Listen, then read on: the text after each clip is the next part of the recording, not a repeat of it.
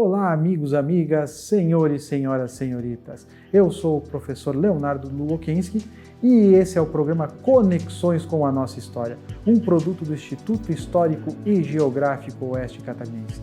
E hoje vamos falar sobre a migração italiana, vamos falar sobre as famílias dos descendentes de italianos vindos do Rio Grande do Sul que empreenderam em Chapecó e proporcionaram que essa terra se tornasse um grande centro urbano. Aguardo vocês!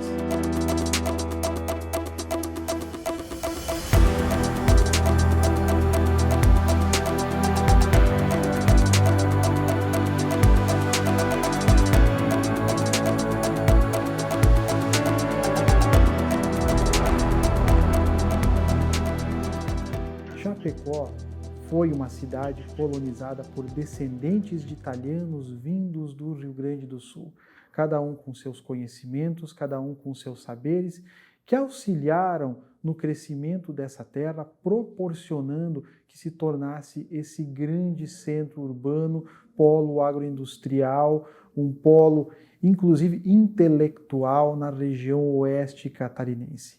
Tenho como entrevistada, como convidada, Eliana Cancian, que vai nos contar um pouquinho da história da família Cancian, da chegada em Chapecó e dos seus empreendimentos. Então, primeiramente, olá, Eliana, e já começo com uma pergunta: como é que é essa história da família Cancian? De onde vieram? Como é que foi a chegada? Bom, primeiramente, agradeço a oportunidade aí, né? Sempre é bom. Então, a família Cancian, que se resume meus avós, né? Minha falecida avó não veio, mas veio o meu avô e mais seus filhos, tá? Então, 5 filhos nisso, porque um já tinha falecido, tá certo? E uma outra tia que ela tinha problemas, então ela não estava presente. E vieram de Guaporé, né? O meu avô era dono de um açougue, trabalhavam lá, e nisso um tio trabalhava no curtume, o outro, certo? Cada filho já tinha sua profissão. Mas um dos meu tio, extremamente empreendedor, tio Dorval, começou a estudar sobre a questão de ourives, né? Aprender sobre a questão de tanto de ouro quanto a questão de relógio.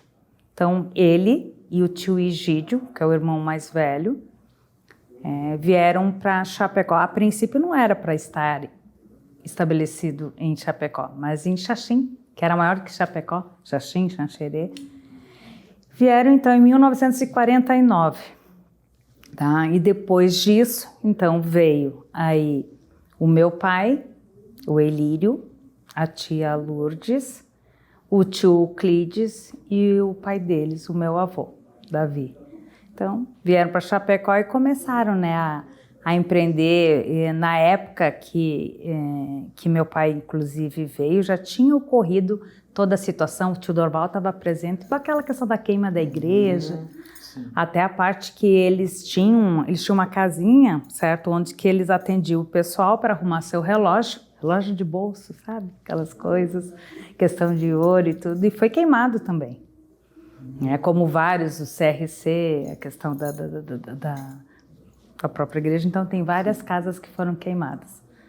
E esse pessoal se juntou fazendo um mutirão, até o local onde que o tio estava era do Barela, né? E meu pai, quando veio para cá, ele trabalhava na Forceluz, primeiro técnico contábil da Forceluz. E depois de alguns anos é que ele se tornou sócio. Ele e meu tio Euclides se tornaram sócio, então, da loja, né? Dorval Cancian e Irmãos. E aí foram progredindo, sempre participando muito da comunidade, né? O meu pai foi um que fundou o SICOM, né? O tio Euclides foi o CDL, o SAC, Sociedade Amigos de Chapecó, então foi tanto o tio Dorval como o meu pai também. A parte de esportes, o tio Egídio, grande jogador de bocha, campeão até estadual. Então, sempre fizeram muita movimentação para Chapecó, certo? Fizeram coisas boas, coisas bonitas, né? Ajuda na construção que seja ali do CRC, né? Sócio remido, aí caça e pesca, né? E tem várias coisas que a família Cancian contribuiu, né, para a cidade. Um ponto muito importante quando nós pensamos na família Cancian, quando nós pensamos na família de descendentes de italianos, é a origem. A grande maioria vem, obviamente, de Guaporé. Também temos uma boa leva vinda de Nova Prata, que era onde principalmente os vendedores da empresa Bertazzo, Maia e Cia centralizavam, dado que muitas das terras no local para a agricultura já estavam divididas e não tinha mais espaço para as famílias. Claro que nós temos casos diferenciados, mas é essa a grande gleba que vem para a nossa região. Um outro ponto importante, quando nós falamos da grande queima da igreja, né, da Catedral Santo Antônio, na época ela era feita de madeira. Algumas semanas antes, o próprio Clube Recreativo Chapecoense também pegou fogo, o que proporcionou uma comoção tremenda. E claro, na questão da igreja já é deveras sabido, né, nós vamos ter um linchamento de 4 pessoas, que vai ser inclusive noticiado internacionalmente. As pessoas, boa parte da população chapecoense foi detida, colocada no antigo Moinho Santo Antônio, né, até que fosse levado o caso adiante. Quem assumiu, inclusive, foi o delegado Pedro da Silva Maciel. E no final das contas, né,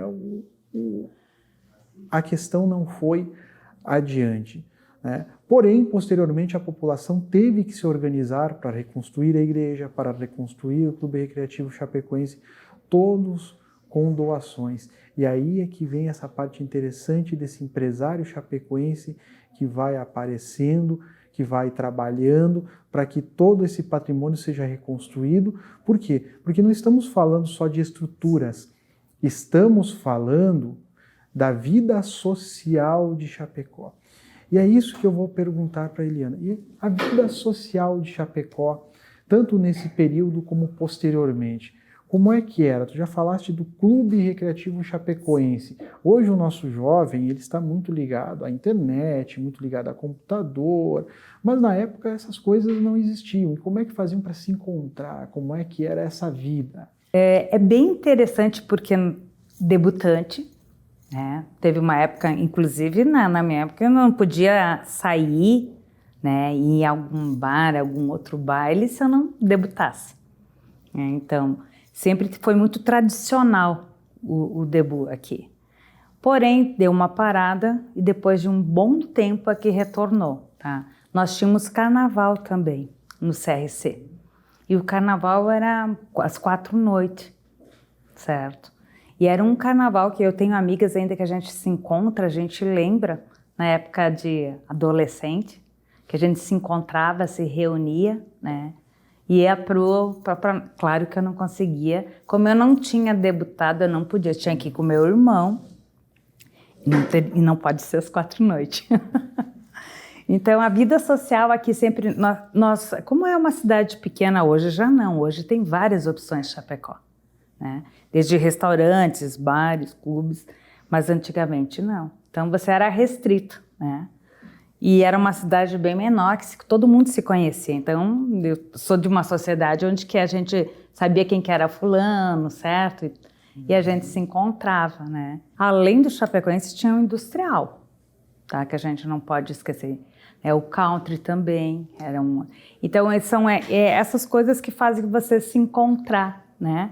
Esperar o final de semana para estar curtindo e encontrando os amigos. Quando nós pensamos em uma Chapecó, década de 60, 70, até a década de 80, a sociedade chapecoense tinha muitos limites. Porém, ela sempre foi muito organizada. Além de nós termos os clubes, existiam corridas de carro pela Fernando Machado, tínhamos um kartódromo onde o próprio Ayrton Senna venceu o brasileiro de kart, também tivemos um autódromo com muitas corridas em pista de terra. Então, sempre foi uma sociedade extremamente organizada, como também tínhamos o turf com os cavalos também na nossa região.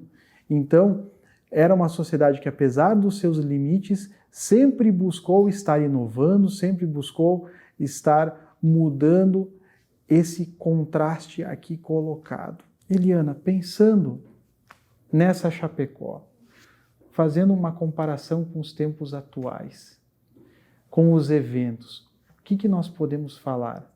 Será que eram mais organizados? Será que eram grandiosos? A gente tem... eu vou colocar eu como lembranças, né?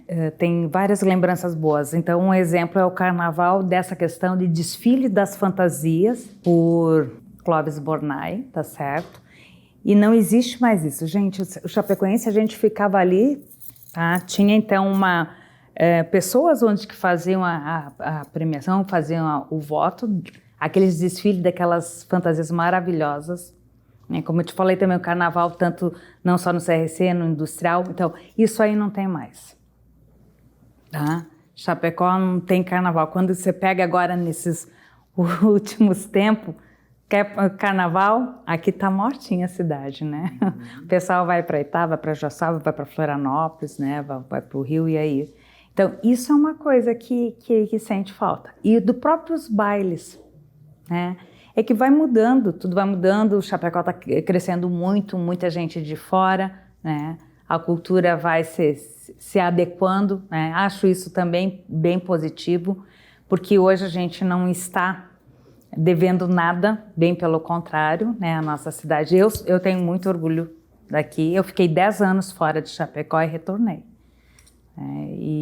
Só que aquele negócio, já quando eu retornei, já assim, não conheço todo mundo. É muito diferente uma comparação com relação a anos atrás, que seja 20 anos atrás.